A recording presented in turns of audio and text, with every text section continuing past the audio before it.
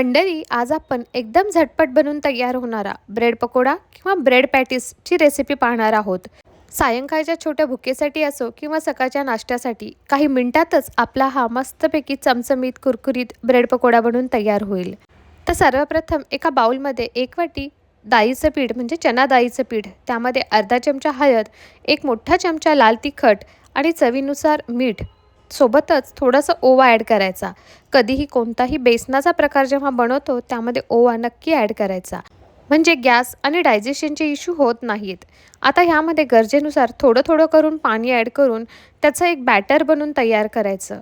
काळजी घ्यायची की बॅटर खूप जास्त पातळ नसलं पाहिजे आणि खूप जास्त घट्टही नाही. त्याची कन्सिस्टन्सी छान सेमी सॉलिड, आपण भजे बनवतो त्याच्यापेक्षा थोडंसं पातळ असं हे बॅटरची कन्सिस्टन्सी असते. व्हिडिओमध्ये तुम्ही त्याचं टेक्स्चर बघू शकता. सेम अशाच पद्धतीने बॅटर बनवून तयार करायचं. बरेच जण ह्या बॅटरमध्ये थोडासा चिमूटभर सोडासुद्धा ॲड करतात. त्यामुळे ब्रेड पकोडा थोडा फ्लफी होतो आणि कुरकुरीत पण होतो. परंतु मी ह्या ठिकाणी बॅटरमध्ये सोडा ॲड केला नाही, तर ते ऑप्शनल आहे.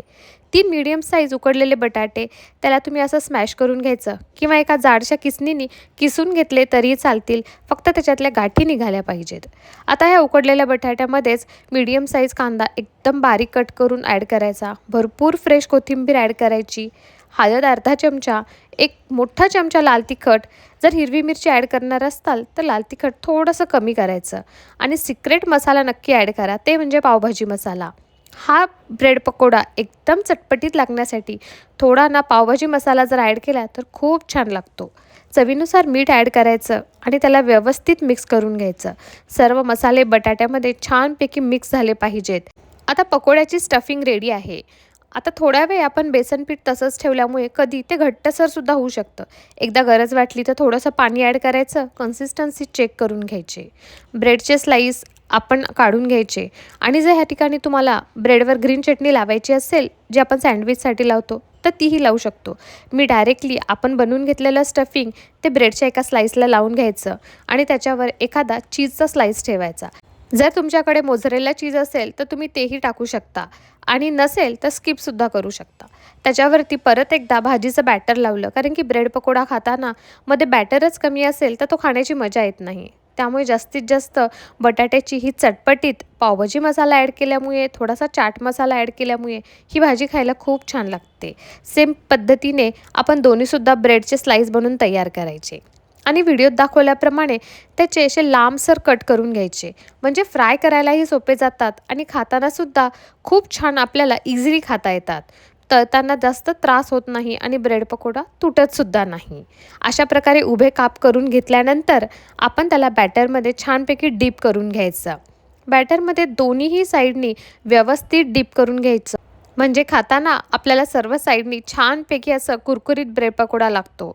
डीप करताना एक काळजी घ्यायची की थोडंसं दाबून आपण त्याच्यामध्ये बॅटर लावून घ्यायचं, कारण बऱ्याचदा काही जणांनी भाजी जर व्यवस्थित दाबून भरली नसेल तर ती बॅटरमध्ये निघू शकते. आपण छानपैकी दाबून दाबून भरल्यामुळे भाजी बिलकुलही सुटणार नाही. चांगल्या गरम तेलामध्येच आपण हे ब्रेड पकोडा सोडायचा. तेल हलकं कोमट असेल तर त्यामध्ये कधीही फ्राय करायचा नाही, नाहीतर तेल खूप जास्त ब्रेड पकोड्याला ॲब्झॉर्ब होतं आणि तेलकट असे आपले ब्रेड पॅटीस बनून तयार होतात. तर छानपैकी कडक तेल गरम झालं की पटकन आपण ब्रेड पॅटीस त्यामध्ये टाकायचे आणि दोन्हीही साईडनी त्याला व्यवस्थित फ्राय करून घ्यायचं. आणि फ्राय करायला फक्त मिनिटभरच लागतो, कारण तेल ऑलरेडी गरम आहे आणि झटपट असे आपले ब्रेड पॅटीस म्हणजेच ब्रेड पकोडे बनवून तयार आहे. तर मुलांच्या छोट्या भुकेसाठी असू किंवा संडे स्पेशल नाश्त्यासाठी हा झटपट बनणारा ब्रेड पकोडा तुम्ही नक्की ट्राय करा. टोमॅटो सॉस असो किंवा चटपटीत ग्रीन चटणी, त्यासोबत आपण हे गरमागरम ब्रेड पकोडा सर्व करू शकतो. तर तुम्हाला ही झटपट बनणाऱ्या ब्रेड पकोड्याची रेसिपी कशी वाटली मला नक्की कमेंट करून कळवा आणि माझ्या चॅनलवर नवीन असाल तर सबस्क्राईब करायला विसरू नका. थँक्यू. एन्जॉय.